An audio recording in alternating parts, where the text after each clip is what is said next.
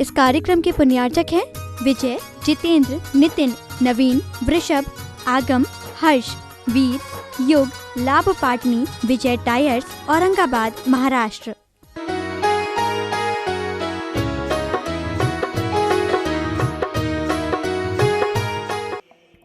भगवान बनना है, भगवान के बाजू में बैठना है, तीर्थंकर बनना है।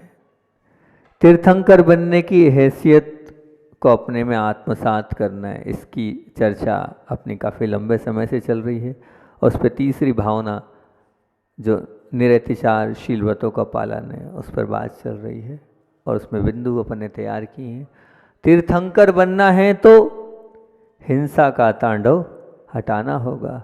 तीर्थंकर बनना है तो झूठ का वमन करना होगा।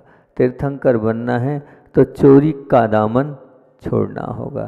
तीर्थंकर बनना है तो कुशील का जाल तोड़ना होगा। बहुत बढ़िया। और तीर्थंकर बनना है तो परिग्रह का आग्रह छोड़ना होगा। तीर्थंकर बनना है तो जीवन को निर्दोष बनाना होगा।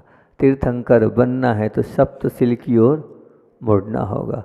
और तीर्थंकर बनना है तो अष्ट प्रवचन मातृकाओं की ओर झुकना होगा। इस पर बिंदु अपने हैं, लेकिन पहला ही बिंदु अपना काफ़ी लंबे समय से चल रहा है। हिंसा का तांडव नृत्य क्या करना होगा? अपने जीवन से हटाना होगा। और कल मैंने आप लोगों के सामने बात करी थी रेशम की। क्या है रेशम की हकीकत रखी थी कि वो रेशम एक साड़ी में कितने कीड़ों को उबाला जाता है, मारा जाता है, खोला जाता है। तेज उबलते पानी में उन कीड़ों को एक रेशमी साड़ी में, बताओ ना, 50,000 कीड़ों की जान जाती है एक रेशमी साड़ी में।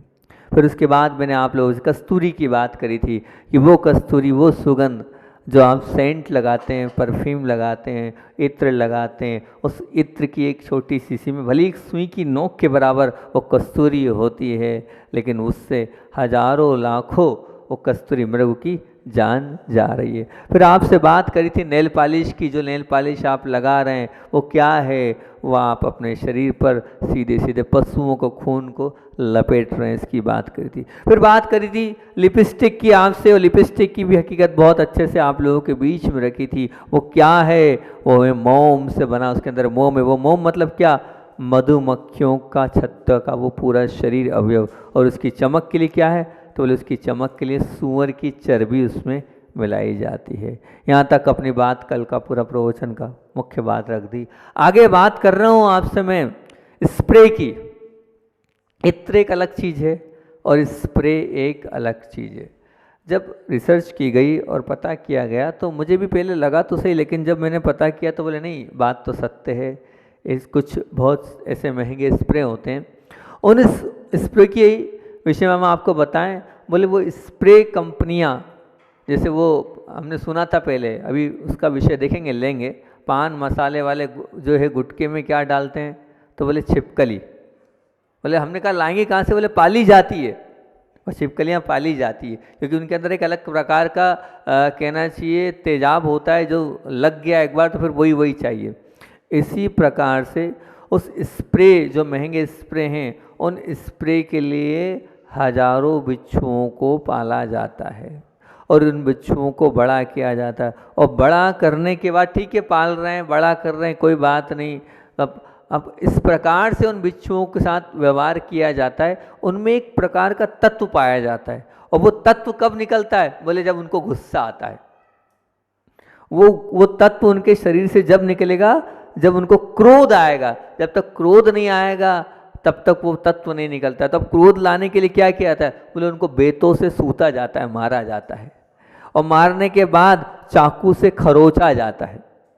चाकू से खरोचा जाता है, बेतों से मारा जाता है। इस प्रकार से मारने के बाद वो आक्रोशित होते हैं, तब उनके अंदर से वो द्रव्य निकलता है। उनकी इस प्रकार से उनको पीड़ा कष्ट दिया जाता है, और वो जो द्रव्य निकलता है वो द्रव्य आपके स्प्रे में जो आप दबाकर लगाते हैं, विवाह आदि में भी प्रयोग करते हैं, सामान्य से भी आप वो स्प्रे प्रयोग करते हैं। उस स्प्रे में बिच्छुओं को बेतों से मारा जाता है, चाकू से खरोचा जाता है, उसमें से वो तत्व निकलता है। वो तत्व जो है वो स्प्रे में डलता है, बहुत कम कम मात्रा में रहता है क्योंकि बहुत महंगा होता है वो। तो एक कण, जैसे कस्तूरी के लिए बताया था कि सुई की एक नोक के बराबर कण आपकी एक उस शीशी में रहेगा तो वो पूरे बहुत महकती रहेगी। उसी प्रकार ये भी है, उसका एक थोड़ा सा तत्व, सुई की नोक के बराबर तत्व एक उस स्प्रे की शीशी में होगा, लेकिन है तो उसका तत्व तो उसमें डला है।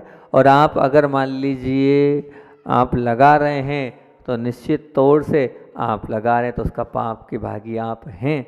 तो ना लगाएं तो बहुत अच्छी बात है, वो हजारों बिच्छू आप बच जाएंगे। सोचो, विचार करो, अगर आपको बेत ही बेत से मारा जाए तो आपकी क्या स्थिति होगी। आपकी चमड़ी पर छुरी से आपको खरोचा जाए, मारना नहीं, तड़पा तड़पा कर मारना ही है। मार दिया, एक बार में मार दिया, लेकिन ये क्या, ये तड़पा तड़पा कर मारना है। तड़पन तड़पन वाली मौत दे रहे हो आप, आपके स्प्रे के लिए, आपके सेंट के लिए आप।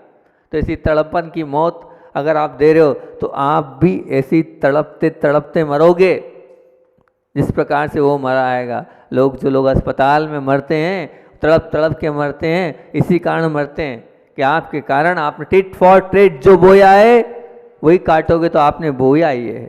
मैं कल भी कहा था, फिर आज कह रहा हूँ कि सुन लिया उसके बाद भी प्रयोग कर रहे हो तो ज्ञात भाव से अगर हो रहा है तो फिर समझ लेना आप, हमने समझ लिया। उसके बाद भी अगर हम प्रयोग कर रहे हैं, मेरी बात अगर आपके कान में पहुंच रही है, उसके बाद भी आप नहीं छोड़ रहे हो, तो आपकी मौत भी उस बिच्छू की तरह तड़पते तड़पते कष्ट से, पीड़ा से ही होगी। इस बात में कोई दो राय नहीं है। और या नहीं होगी तो नरकों में जाना, नरकों के चक्कर काटना, वहाँ आपको इसी प्रकार से वेदना का अनुभव होगा। यहाँ आपने वेदना दिए तो वहाँ भी ये पूर्व भाव का पुण्य होगा। तो हो सकता है आपका प्रश्न हो सकता है, महाराज जी उन्हें तो खूब सेंट लगाई थी वो, लेकिन वो अच्छे से गए, और आपने कहा कोई बात नहीं, कोई बात नहीं। वो जो है ना पूरा बायोडाटा उसमें सब लिखा आएगा। हम एक ही चीज़ बोलते हैं इस विषय को लेकर हमेशा कि जब हम किसी होटल में जाते हैं तो मीनू पर जो हम टिक करते हैं ना, हमें वही मिलता है। ये कर्म रूपी रेस्टोरेंट ऐसी है, जो आपने लिखा है ना, जो बुक किया है ना, वही ऑर्डर में जो दिया है ना वही मिलेगा। अभी नहीं मिलेगा, कभी मिलेगा, लेकिन मिलेगा, छोड़ेगा नहीं, छूटने वाला नहीं है। 100 बार सोच लेना, सेंट लगाते हुए उन बिच्छुओं को याद कर लेना, कितने सारे बिच्छुओं को तकलीफ और कष्ट और पीड़ा का अनुभव आपके कारण हो रहा है, उसमें आप हेतु हैं। अगर थोड़ी बहुत भी आपके अंदर करुणा है तो आपके अंदर से वो सेंट के प्रति राग छूट जाना चाहिए। छूटे, यही भावना रखता हूँ। उसके बाद आपसे मैंने रेशम की बात तो कर दी थी, लेकिन कोसे की बात छूट गई थी। वो जो कोसा है, कोसे के कुर्ते आप पहनते हैं, कोसे के आप बहुत सारे कपड़े शर्ट्स पहनते हैं, कोसे की साड़ी भी आती हैगी, कोसे की शाल भी आती है, कोसे की जैकेट भी आती हैगी, कोसे की बहुत महंगे महंगे वस्त्र मिलते हैं। और वो जो कोसा है, उस कोसे का भी हकीकत वैसे ही है जैसे रेशमी कीड़ों का मैंने आपको बताया था, लेकिन उससे भी खतरनाक कोसा हैगा, उससे भी ज़्यादा। क्यों उससे ज़्यादा आएगा? क्योंकि उसमें ऐसा है, जो रेशम के कीड़े हैं वो भी वैसे ही उबाल कर उनको उबाला जाता है, गरम गरम उबलते उबलते पानी में उनको डाला जाता है, और डालने के बाद फिर उसमें से वो तार निकलते हैं, उन तारों के माध्यम से फिर वो कोसा बनता है। जब तक उबालोगे नहीं तब तक वो भी कैसे, उबलते खोलते पानी में अगर आपकी उंगली चले जाए तो बिल्कुल भस्मीभूत हो जाए, ऐसे उसमें उन कीड़ों को पहले पाला जाता है। हजारों कीड़े, हम अभी हाल जब गए थे, कल बताया था, हम दक्षिण यात्रा पे गए थे, एक गांव में देखा हजारों कीड़े वहाँ पर जो है वो पल रहे हैं, उनको बड़ा होने दिया जा रहा है। जितना बड़ा होंगे उतना ज़्यादा रेशम मिलेगा। फिर उनको उसमें डाला जाता है, और फिर डालने के बाद इस प्रक्रिया के माध्यम से उसमें से तार निकलते हैं, उन तारों के माध्यम से फिर आपका क्या बनता है, वो कोशा बनता है। 100 GM कोशे में, 100 GM कोशे में 15,000 कीड़ों की जान जाती है। 100 ग्राम कोसा, 100 ग्राम धागा, कोशे का धागा जो बनता है उसमें 15,000 जीवों की हिंसा होती है। विचार करना आप, सीधे आपके गांव की जनसंख्या कितनी, 15,000। मैं तो कल भी बोला था 50,000 था, 15,000 लोगों को आप मार रहे हो सीधे सीधे। 100 ग्राम कोसे के कपड़े के निर्माण में 15,000 उन कीड़ों को अपनी बलि देना होती है, उनको मौत के घाट उतारा जाता है, उनको तड़पा तड़पा कर मारा जाता है, तब कहीं जाकर होता है। एक बालिका थी, याद आ गई, बीच में बात बता देता हूँ मैं। एक बालिका थी, उस बालिका ने जिद करी मुझे गॉगल्स चाहिए, और गॉगल्स भी कितना महंगा, और गॉगल्स भी कितना महंगा, बोले उसकी कीमत थी लगभग 1 लाख रुपए। अब अपने लाडली बेटी, इकलौती बेटी, अब सब ख्वाहिशें पूरी करिए, तो जो उनके मित्र थे बोले देख कैसे इसके शौक पूरे करूं मैं, गॉगल्स भी चाहिए तो इतना महंगा। तो बोले तुमने बिगाड़ दिया इसको लाड़ प्यार में, मैं क्या करूं। अब इस प्रकार से वो जिद कर रही है, मान नहीं रही है, कुछ मत, बोले इसको गॉगल्स दिलाना ना, मैं ले जाऊंगा गॉगल्स दिलाने। बोले हाँ ठीक है। तो बोले मैं इसको गॉगल्स दिलाने ले जा रहा हूँ, तू चिंता मत करे। बोले ने अपने पिताजी ने बोला मेरे पास समय नहीं है, अब जो है अंकल जी तुम्हें ले जाएंगे। तो बोले ठीक है। अंकल जी ले गए, ले जाते बोले कहाँ ले जा रहे हो। बोले पहले अपन अस्पताल चलते हैं, और अस्पताल में एक पेशेंट को अपने को देखने चलना है। बोले फिर उसके बाद आपको जो है गॉगल्स हम दिला देंगे। मना तो कर ही नहीं रहे चलने के लिए, हाँ ठीक है चलते हैं। तो अब जो रास्ते में अस्पताल पड़ा, अस्पताल ले गए, अस्पताल में ऊपर एक जो आईसीयू था, उस आईसीयू में ले गए। उस आईसीयू में वो जलने पर याद आ गई तो वो सुना रहा हूँ, उस आईसीयू में एक बालिका इतनी बुरी तरीके से जली हुई थी कि ऊपर से लेके नीचे तक का पूरा कुछ भी नहीं दिख रहा था, और उसका चेहरा ऐसा विभत्स था, उसकी आंखें ऐसी जल चुकी थी। उसके चेहरे को देखकर ऐसा लगे आप अंदर से ऐसे पीड़ित हो जाओ, आप पसंद नहीं करोगे देखना। क्या क्या देख लिया हमने, उसको वो दिखाया, और उसको वो दिखाने के बाद बोला देख ये जल गई हैगी, और इस जलने की पीड़ा है, और ये इस प्रकार से पीड़ित है, ये तड़प रही है, मर रही है, ये आकुलित व्याकुलित हो रही है, और देख ऐसा होता है। और अब कहाँ चश्मे की याद आएगी उसको, उसकी वेदना को, उसके पूरे शरीर को देखने के बाद वो चश्मा भूल गई, इतनी इस प्रकार से जली हुई थी। आप सोचो इस प्रकार से, आखिर वो कीड़ा भी तो जीव है क्या, कीड़ा जीव नहीं है, वो भी तो आत्मा है, उसको भी तो इसी प्रकार से आप जला रहे हो, इसी प्रकार से आप तड़पा रहे हो। विचार करना, वो जो बहन है उस बहन के भाव खत्म हो गए, चश्मे लेने के वापस घर चलो, अब कहीं नहीं लेना, मुझे कोई चश्मा नहीं लेना। वो तो देखो आंख से कुछ भी नहीं कर पा रही है। तो ये आप ध्यान रखना, कोसे का भी अगर रहे तो त्याग कर देना। 3-4 दिन से त्याग की बात कर रहा हूँ, लेकिन फिर भी आपको बताना और आपको सचेत करना जरूरी है, इसलिए बता रहा हूँ। वो कोसा कैसे बनता है, उस कोसे की क्या वास्तविकता, उस कोसे की क्या हकीकत है, पता तो चले। कई बार हमें मालूम नहीं होता है, इसलिए हम कर लेते हैं और पाप हो जाता है। लेकिन अब बता दिया, बताने के बाद भी करोगे तो आप समझना आपको क्या रहेगा। दूसरी बात, खाने पीने की बात भी कर लेता हूँ कि जामुन जो होता है, उस जामुन को बड़े चाव से और बड़े शौक से आप खाते हैं, लेकिन उस जामुन में असंख्यात जीव होते हैं। इतनी सी जामुन और असंख्यात जीव, महाराज जी आप तो ऐसी बात करते हो। नहीं, वास्तविकता बोल रहा हूँ। उसमें नमक डालने के बाद, और नमक डालने के बाद जब आप देखेंगे, और जैसे वो नमक डलता है तो बताते कि उस नमक डलने के बाद कुछ समय तक उसको आप रखो, रखने के बाद आपको वहाँ पर बिलबिलाते हुए जीव दिखने लगेंगे। प्रयोग करके आप इसको देखना कि वो जामुन है और जामुन पे नमक डाला, नमक डालने मतलब उसमें जीवों का वास है, और उस वास जो है वो जीवों से उत्पन्न, वो जीवों का ही समूह है।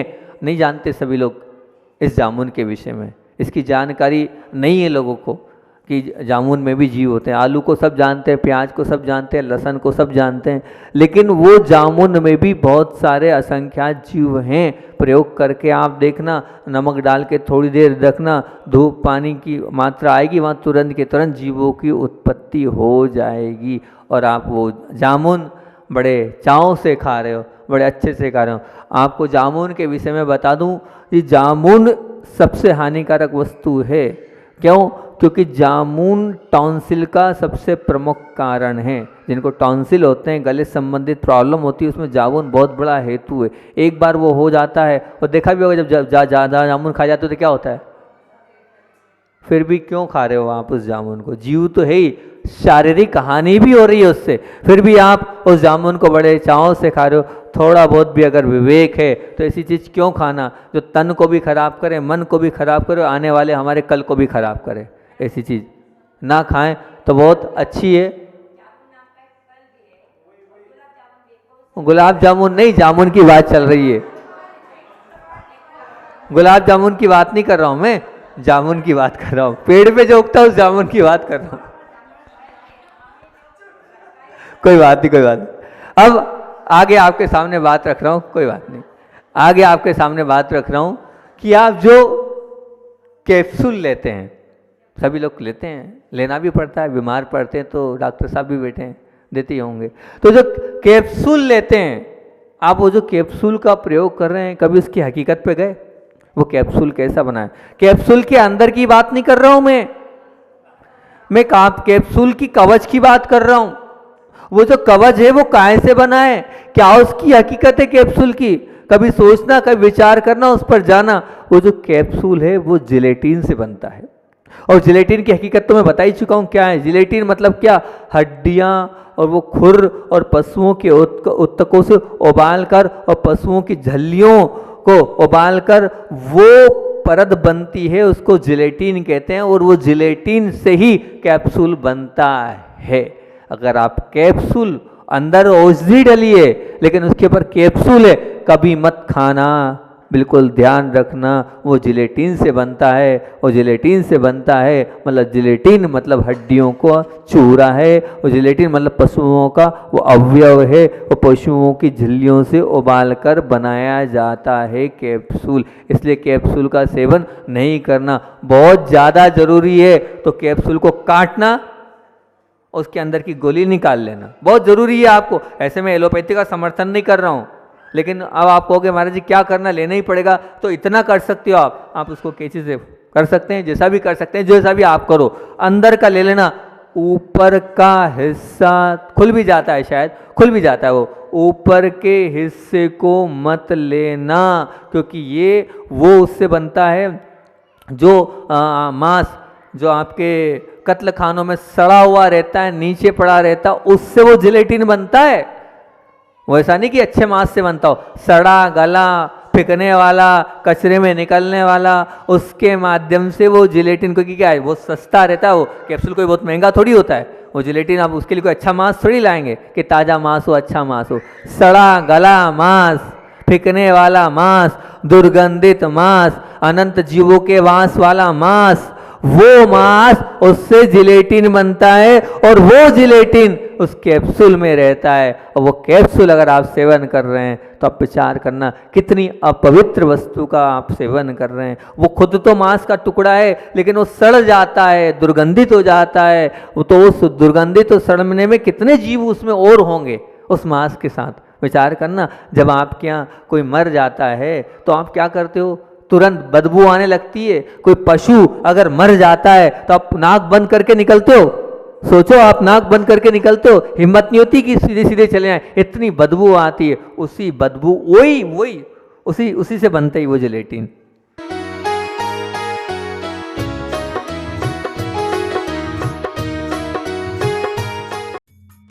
इस कार्यक्रम के पुण्यार्चक थे विजय, जितेंद्र, नितिन, नवीन, वृषभ, आगम, हर्ष, वीर, युग, लाभ पाटनी, विजय टायर्स, औरंगाबाद, महाराष्ट्र।